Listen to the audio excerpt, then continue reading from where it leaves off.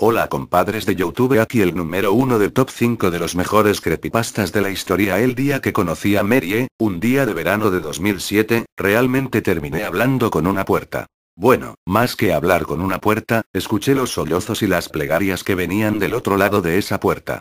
Hablé con Terence, el esposo de Mary, durante 15 largos años. Mary aceptó verme porque a mi edad era imposible que trabajara para algún periódico y en realidad, yo no parecía otra cosa que un estudiante obsesionado con algunos temas, ocupado en su carrera y, si todo salía de acuerdo al plan, esperanzado en escribir algunas piezas de ficción, en algún momento. Y eso era todo lo que yo era. Obtuve la dirección de su casa y acordé visitarlos en un fin de semana en el que yo estaría en Chicago visitando a una tía. Terence me recibió, Mary se había encerrado en su habitación. Acampamos junto a la puerta durante media hora. Terence intentó calmarla, convencerla de que saliera, pero fue inútil. Me entretuve tomando notas desde el banquillo en el que el marido me instaló. No quise dar la entrevista por perdida y traté de escuchar la discusión, captar algún dato. No logré entender mucho de lo que Mary dijo, estaba histérica y no paraba de repetir algunas cosas sobre sus pesadillas. Tras varios intentos, Terence tiró la toalla y se disculpó conmigo. Abandoné la casa un tanto desanimado, pero logré convencerme de que aquello no era para tanto. Después de todo, esto era un pasatiempo y nada más. Además, si Mary nunca lograba salir de su cuarto, tenía que haber alguien más. Mary era la administradora de un pequeño foro electrónico de anuncios, un BBS, con base en Chicago, en 1992, cuando tropezó con Smile.jpg y su vida cambió para siempre. Tenía apenas 5 meses de casada cuando pasó a formar parte de los 400 usuarios que, se estima, abrieron el hipervínculo. Ella, sin embargo, es la única que ha hablado abiertamente sobre la experiencia. El resto han permanecido en el anonimato o quizá han muerto. Fue en 2005, cuando apenas cursaba la preparatoria, que Smile.jpg atrajo mi atención por mi creciente interés en los fenómenos surgidos en Internet. Mary solía ser la víctima que se citaba para darle credibilidad a un fenómeno que también llegó a denominarse como Smile.doc. Lo que más me atraía era el absoluto silencio en Internet sobre la cuestión, la gente familiarizada con los rumores y dispuesta a hablar sobre ellos los consideraba apenas un hoax, pues incluso dedicando algunas horas a la tarea, es imposible encontrar la imagen. Ciertamente, existen muchas fotos manipuladas con la finalidad de hacerse pasar por la original y es eso lo que uno va a encontrar en los primeros intentos con cualquier buscador. A la imagen original se le atribuyen efectos colaterales muy significativos: ansiedad aguda, delirio y en algunos casos, epilepsia. Creo que ese es el principal motivo de que el archivo sea apenas una sombra, un fantasma que suele mencionarse de vez en cuando. La censura del tópico se apoya en el escepticismo o en el miedo. Ni Smile.jpg, ni Smile.doc son mencionados en Wikipedia, aunque virales más escandalosos como goatseello.jpg o 2girls1cup, cuentan con su propia entrada. Asimismo, cualquier intento de subir una contribución referente a Smile.jpg, es sistemáticamente eliminada por cualquiera de los múltiples administradores de la enciclopedia en línea. Al parecer, ya se hablaba de Smile.jpg en los remotos tiempos de Usenet, e incluso existe una historia muy persistente sobre un hacker que en 2002, inundó los foros de sátira y humor de Something Awful con la imagen, volviendo epilépticos a casi la mitad de su público. Se cuenta también, que para finales de la década de los 90, una cadena circuló vía email con el asunto. Sonríe, Dios te ama. Sin importar los altos márgenes de exposición que estos eventos supondrían, pocas personas admiten haber tenido contacto con el archivo y hasta ahora, ninguna página o vínculo convincente ha sido descubierto. Aquellos que claman haber visto Smile.jpg, suelen alardear agregando que en el momento en que lo vieron estaban muy ocupados como para guardar una copia en su disco duro. De cualquier modo, las descripciones de las presumibles víctimas suelen tener algunos puntos de coincidencia. Un perro cuando se especifica su raza, un husky siberiano, iluminado por el flash de la cámara en una habitación en penumbras. El único detalle que se distingue en la imagen es una mano que surge desde la penumbra y usualmente, no parece hacer nada más que posar, hacia el margen izquierdo. Por supuesto, el enfoque de la imagen es el perro o la criatura similar a un perro, como también suelen llamarlo. El animal muestra una par de filas de enormes, blancos y afilados dientes, con un gesto que casi parece humano. Se suele agregar que la imagen se ha quedado dentro de la cabeza del espectador y que conforme se repite, vuelve en momentos de distracción durante el día, esta va envolviendo la mente, hasta el punto en el que la imposibilidad de pensar en otra cosa se confunde con la sensación de no poder mirar hacia otra parte y la imagen comienza a despertar impresiones en los otros sentidos. Estos, por llamarlos así, episodios, parecen estar relacionados con los diagnósticos de epilepsia y también con la aparición de pesadillas, nítidas y paulatinamente más inquietantes. Después de que la condición empeora, el testigo suele terminar medicado y esto, al menos en algunos casos, suele mitigar el proceso. Supongo que el tratamiento que Mary tomaba, no fue parte de esos casos. Después de regresar de Chicago, me dediqué a enviar mensajes de solicitud a varios grupos de noticias, foros, sitios y listas de correo, esperando encontrar el nombre de algún supuesto testigo de Smile.jpg que sintiese la necesidad de dar su testimonio. Pasó demasiado tiempo sin ninguna respuesta y en algún momento, mi curiosidad comenzó a apagarse. Me encontraba camino a exámenes finales. Mary me envió un mail, a principios de marzo de 2008. Para jml@com. De enerma@net. Asunto: la entrevista del año pasado. Todavía tengo mucha vergüenza por el modo como te traté cuando me visitaste.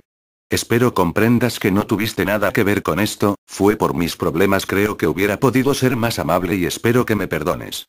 Tenía mucho miedo. Me siento acosada. He vivido así durante 15 años. El perro viene a mí en mis sueños, cada noche. Sé que parece mentira, pero es cierto. Hay algo, un color, algo que hace que las pesadillas que tengo no se parezcan a ningún sueño que hubiera tenido antes. Ya no recuerdo tanto los sueños que tuve antes. En mis sueños, nunca me muevo. Nunca hablo. Simplemente estoy mirando la escena de esa foto horrible, veo la mano, veo el perro y el perro habla. He pensado qué hacer durante mucho tiempo, he tenido mucho tiempo para pensarlo. Me imagino que se lo hubiera podido enseñar a algún compañero, a algún extraño, incluso a Terence, aunque la idea no me gustara. Cada noche durante 15 años, Smile.dog ha venido a mis sueños y me ha exigido que difunda la palabra y entonces, si el perro cumple con su palabra, me dejará en paz. Lo que me detiene es pensar en lo que haría si me miente y si no la cumple. Y si todo se pone peor después de que lo obedezca, entonces ¿qué? Así que nunca le he hecho caso. Durante 15 años mantuve el disquete escondido entre mis cosas. Todas las noches viene y me exige que difunda su palabra. Pero yo he aguantado. Muchos de mis amigos del foro, los que vieron el archivo, dejaron de postear y luego se mataron. Otros simplemente desaparecieron y no supe más de ellos. Son los que más me preocupan. ¿Qué decidieron? ¿Le hicieron caso? Perdóname, pero cuando hablaste con mi esposo y acordaron una cita, yo sentía que al fin me iba a volver loca. Había decidido darte el disquete. Ya no me importaba si el perro estaba mintiendo o no, quería que todo terminara, como fuera. Tú eres un extraño, alguien de quien no tengo idea de su vida y con la que no me siento obligada a nada. Por eso pensé que sería más fácil, dártelo para tu investigación y que no me importara que fuera a pasar contigo. Pero antes de que llegaras me vi en el espejo y me di cuenta de lo que estaba haciendo. Estaba a punto de arruinar tu vida para siempre. No pude soportarlo, todavía no puedo. Tengo mucha vergüenza de lo que estuve a punto de hacerte y todo lo que espero es que esta advertencia haga que recapacites y dejes de buscar el archivo. Porque puede que te encuentres con alguien más débil o más inconsciente y no dude en obedecer sus palabras. Las palabras. Todavía estás a tiempo de detenerte. Sinceramente, Mary. Terence me llamó unos días después, estaba en la ciudad y quería verme, lo cité en un café. Mary se había suicidado. Después de cremarla, había decidido revisar sus cosas, sus cuentas de correo y su ordenador. Fue hasta que me contó que había dado con el email que su esposa me mandó, que me di cuenta del verdadero estado en el que se encontraba. Era poco lo que quedaba del carácter afable y seguro con el que me había encontrado el año pasado. Me pidió que hiciera caso de lo que su esposa me había advertido. Había encontrado el disquete, etiquetado simplemente como Dog, en una estantería, en medio de un libro. Lo había roto y le había prendido fuego hasta volverlo nada más que un pedazo de plástico negro y retorcido. Silbó, me dijo.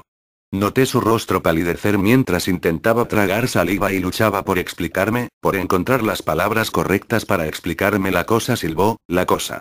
Trató de disimular el tono de su voz, el temblor de sus manos, dándole un trago a su taza de café. La cosa aulló cuando se estaba quemando. Noté el cambio en su cara, conforme se daba cuenta de lo que me estaba diciendo como si fuera un animal, vivo. Me conmovió, quizá demasiado. Tengo que admitir que no supe cómo manejar mi encuentro con Terence.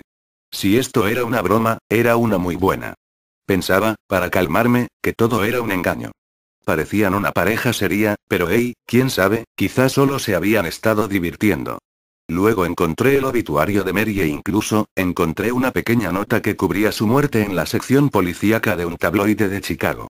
Estaba muerta, al parecer, aunque ni la nota ni el obituario decían nada acerca de un suicidio. Decidí abandonar definitivamente mi pasatiempo, sobre todo porque estaba por finalizar el semestre y tenía que concentrarme en los exámenes. El mundo tiene formas extrañas de ponernos a prueba. Casi después de un año completo de que viera al esposo de Mary, recibí otro mail. Para jml@com. Del Zair82@com. Hola. Encontré tu correo electrónico en una lista de correo. Tu perfil decía que estabas buscando a Smiledog. Yo la vi y no es tan mala como todo el mundo dice. La adjunto. Hay que difundir la palabra palabras. La verdadera imagen no la pondré, no sé si sea la verdadera imagen. El fin del mensaje todavía me da escalofríos. Mi cliente de mail mostraba un archivo adjunto. Su nombre, como era de esperarse, era smile.jpg. Consideré si bajarlo o no. Era muy probable que fuese falso, todo lo que había pasado no volvía más probable otro resultado. Además, aún no estaba completamente convencido de los dichosos poderes de un simple fichero. El caso de Mary me había sacudido, claro, pero, ¿no era una paciente psiquiátrica de cualquier forma? Además, ¿cómo es que una simple imagen podría hacer lo que se supone que ésta hace? ¿Qué clase de criatura es capaz de romper la mente de un ser humano usando como único medio, sus ojos? Por otro lado, no todo podía ser una mentira, algo tenía que existir del otro lado de la leyenda. Si descargaba la imagen, si la miraba, si al final de todo resultaba que Mary se encontraba en lo correcto, si Smile.dog venía a mí en mis sueños a exigirme que difundiera su palabra palabras, ¿qué haría entonces? Viviría como lo hizo Mary, luchando con todas mis fuerzas durante el resto de mi vida, para no rendirme ante las órdenes de la criatura, hasta finalmente sucumbir a mi propia muerte o mi propia locura. ¿Y si elegía el otro camino, a quién le cargaría algo como esto? En mi intención original, que era escribir un artículo corto sobre Smile.jpg, había pensado que podía anexar la imagen como evidencia, pero en esos momentos no esperaba que cualquiera que leyera el artículo, cualquier interesado, terminara afectado. Asumiendo que el archivo adjunto en el mail fuera genuino, ¿sería lo suficientemente malicioso como para salvarme a mí mismo de esta forma?